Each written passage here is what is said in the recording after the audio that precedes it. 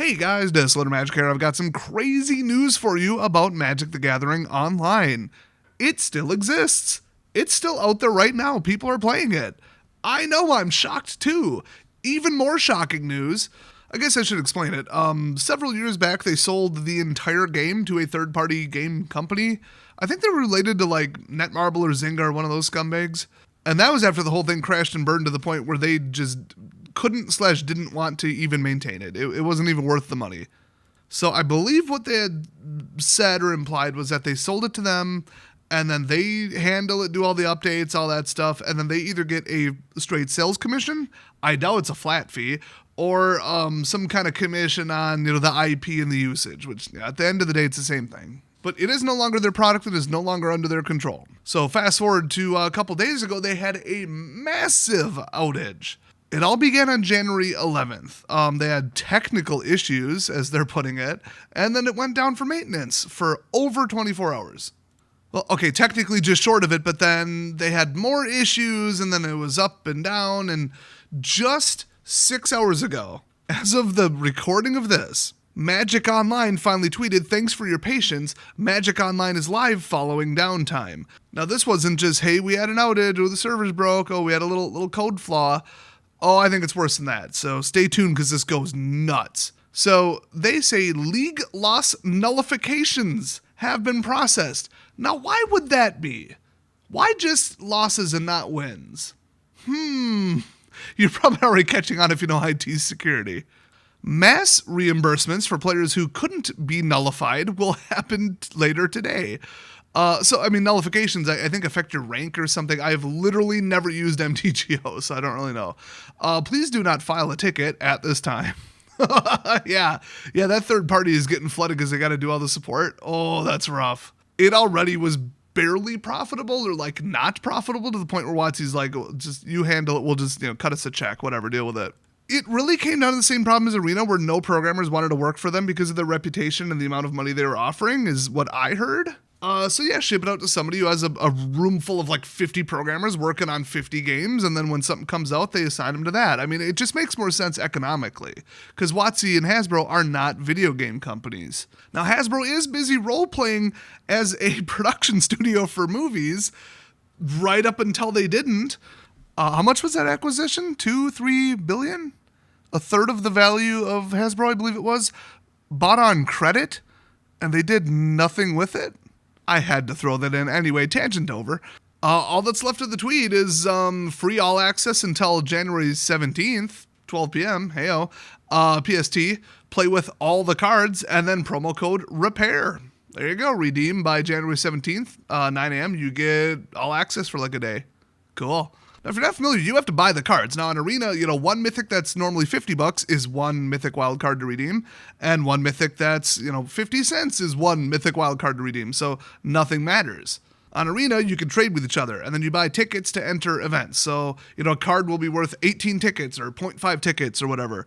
It's usually a pretty scaled down fraction of what it is in paper. Now, rewind 10 years, that wasn't the case, but they made some interesting changes to how the structure works to get a little bit greedier and squeeze a little extra percent out of people. And what was the result? You could guess. The ticket prices tanked. The ticket vendors, the third party out in the open, WotC just looks the other way and doesn't care, whatever. Bots that would like trade out your tickets for cash or trade your cards for tickets and tickets for cash or whatever. They just shut down. A bunch of them shut down. They're like, this isn't profitable. It's all crashing. Screw it. They just had a fire sale. They suspended buying, and I'm not sure a lot of them have been back. I mean, yeah, everybody was offloading their collections saying, here, you're going to be left holding the bag. And the businesses were like, well, we're businesses and we're under no obligation to do this. So, no. And then they liquidated their inventories or just turtled up and hoped it would recover. Total nightmare, total crash. A lot of people quit the game, and then Arena came out shortly after. So there you go. Here's why it always was popular, and here's why it still kind of is. I mean, this is why it's still around. I wouldn't call it popular. You could play Commander. It was basically eternal. All the restrictions on reserve list printing did not apply to digital, so you could get Power 9, Black Lotus, whatever you wanted. And then go play Commander with real people, and it was mostly not rigged. There's a couple little angle shooting things you can do, or I don't know if that's even the right term, really just outright blatant cheating. that they couldn't really do anything about, like people drafting against their friends in certain groups, and then everybody just kind of goes, okay, you go these colors, you go those, and we don't have any conflicts, all right? And then everybody comes up with a stronger deck. You know, in unpopular queues with enough people, you could attack it. And people were in private Facebook, Discord, Skype, whatever. So that was always a problem, but think about it. Okay, you can play Modern, you can play Legacy, Vintage, Pauper, play anything you want with all the cards going back to the beginning of the game. There's still some they didn't add to the game, but it was really unpopular ones, so probably you could build a deck. And yeah, you had to buy in, and your deck cost if it's a $1,000 deck in paper, it was probably like $200 in tickets after the crash, but you could play whatever you want with very little riggage. I mean, pretty much none. Unlike Arena, where to this day I'm still going first 21% with one deck and 80% of the time with another deck based on CMC and win rate, clearly, in my opinion. I tracked it over 1,000 games, so, try and tell me, a software engineer, to my face that that's on accident or that I'm delusional. And dozens of other people have repeated my findings after my initial study. Anyway, a somewhat fair platform where you could buy in, and then you could sell your whole deck and buy out for pretty darn close to what you paid until it all crashed and everybody got burned. But it looked attractive, and it still is to this day because it's still kind of okay. I mean, the graphics were ass. I won't even say it had graphics, but yeah, still people play it for those reasons. They're like, that's where I go to play Commander. That's where I go to do drafts, of really old sets or whatever. So let me just point out, because I mentioned before, an all-access event ain't no joke. That is insane. But it's to make up for the fact that, wow, they have had upwards of 5 or 6 days of spotty, if not complete outage. Like I said, I don't have a timeline. Nobody gives enough of a crap to say, here, let's assemble this. Everybody moved on to Arena or a different card game. I would bet there's under 100,000 people playing Magic Online. And that it might be 20,000. It might be 10,000. It is so crashed and burned. So, yeah, people are pissed, though, because here's what happened. People are posting online actual alleged screenshots saying, hey, there was a little downtime. I came back, and then my match froze, and I came back, and I had a loss. Then my match froze, and I came back, and I had a loss. What the hell? If it disconnects, shouldn't it draw? Or, yeah, that's what they're saying, nullifications, rollbacks, and stuff.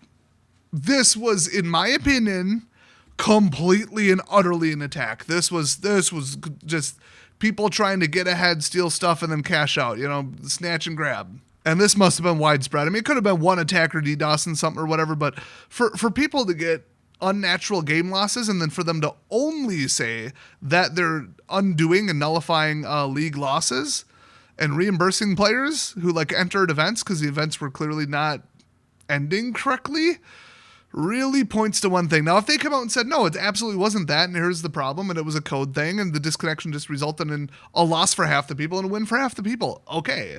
I don't think that's how it works. I would still lean towards this was an actual cyber attack of some sort, some kind of basically heist, because if you can get away with a bunch of tickets and cards and wins and free stuff and rewards, you could sell that off either now or in the future, unless they caught what accounts were responsible, and they probably didn't.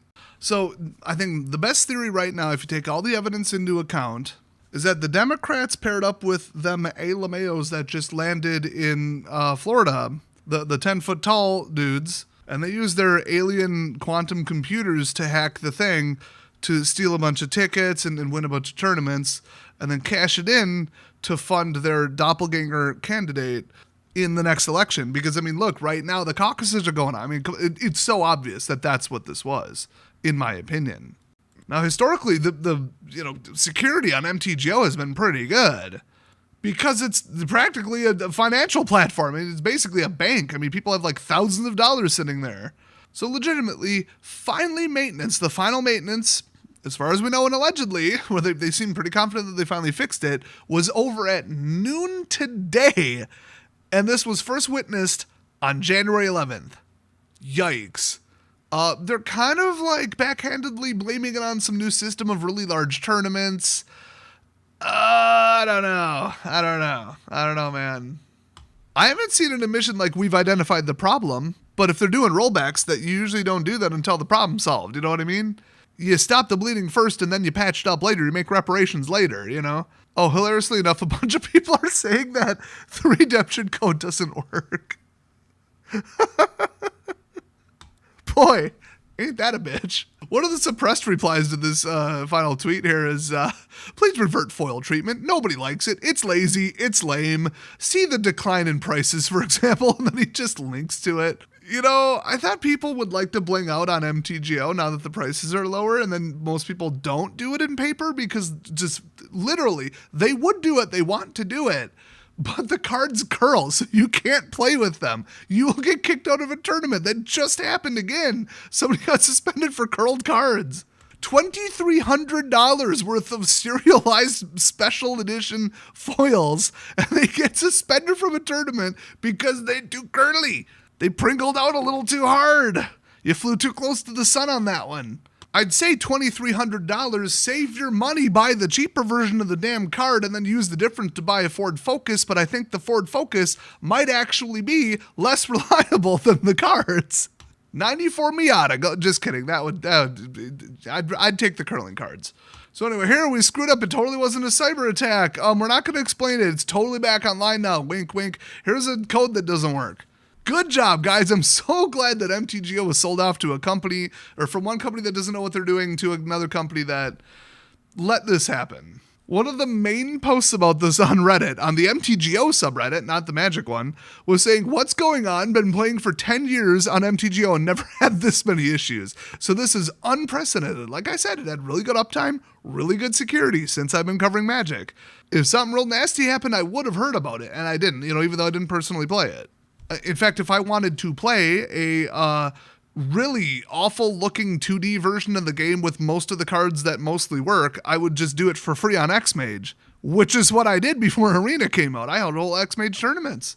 So from there, I got reports like, yeah, I'm getting kicked out, disconnected. I was connected and then got disconnected after a couple minutes. I was into a league, and then as soon as I got, pretty progressed in the league, I got disconnected.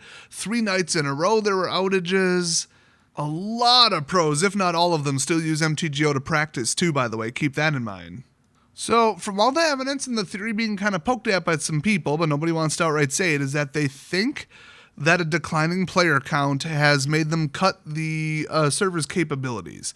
That seems a little far-fetched, because usually you would scale your, X amount of servers with X amount of players. You would, bring it up, bring it down based on popularity, times a day, weekends, that kind of stuff, or just rent for, 10% above what your peak would be. And there wasn't some big, huge thing. There wasn't like a new set that came out. They did just, because of this, release the Ravnica Remastered a day early, to try and get people back and then give them all access. That's, whatever. But people are saying, hey, we would do heavier things than this with bigger decks, more people, bigger tournaments back in the day, and we didn't have this problem. Now that the new people took over, now we're having problems. Now, they've been in charge for a while, and I haven't heard much about some issues, other than there was some mass account hacks and stuff. I don't know if I even covered that, but people are getting their accounts stolen, but I think it was just weak passwords and not using 2FA and that kind of stuff. So people are logging in, probably because they use the same credentials on another website that got hacked, and then they, logged in as them. I don't think it was a breach of the MTGO database. So everybody who's been talking crap about Daybreak is suddenly getting downvoted. Now, why would that be? I know the delusional people on all the Magic subreddits, well, all the official ones, let's put it that way. There are others. I got sock puppets on a couple of them, and their heads would explode if they were finding out it was me for this many years, which is hilarious. It would be like the Chappelle Show episode where he's like the black KKK member and he finally shows his face. But, yeah, a lot of these people, they don't want to hear negativity about their game, even if it's true. Where they're like, hey, the quality and the reliability has gone down since Daybreak took over. And it was, oh, downvote, how dare you? Downvote. Oh, you're spreading FUD. Oh, fearmonger. Ugh. Wishful thinking versus someone's theory. Come on, get a life, guys. It's like, if you know you're doing something wrong, you're going to do everything to cover for it. And when people tell you you're doing something wrong, but you want to keep doing it because whatever, you know how it goes. You're going to be in denial. You're going to tell everybody they're wrong. Yeah, welcome to the Magic community, the only people left on the official Reddits. So we're seeing a lot of that, and a lot of stuff's getting deleted by the mods. So it's really hard to tell what's really going on and what's, because they censor it. Will we ever find out what was the cause of this? No, but is it going to probably keep happening? I could see it. I mean, not if they want to make money. If they're making any kind of money off this, they're going to be like, nah, double down, throw the staff at it and fix this crap. Get it on better servers, fix the code, whatever we got to do, because then we can keep it going for another 2-3 years and make money. It's really simple. Now, maintaining the code like crap until it crashes and then going emergency mode and throwing money at it, yes, that is standard operating procedure for way too many companies that I've worked for. So, I mean, that's the shape of it. This is unreal. It was at least, from what I'm seeing, 4 or 5 days of on and off outages where people were getting mysterious losses and disconnections. And nobody's reporting that they were getting mysterious wins, which, it could be like, what is that, confirmation bias, groupthink, whatever, but, I think somebody did this on purpose. It's either lazy code or coding mistake or a server issue, or it was some kind of attack. I don't really see it being a third possibility. It could, but that would be very distant. I think it's one of the two, and both are very disparaging to the product here. So, yeah, stay away from it. I would. Thanks for watching, everybody. I'll see you guys next time.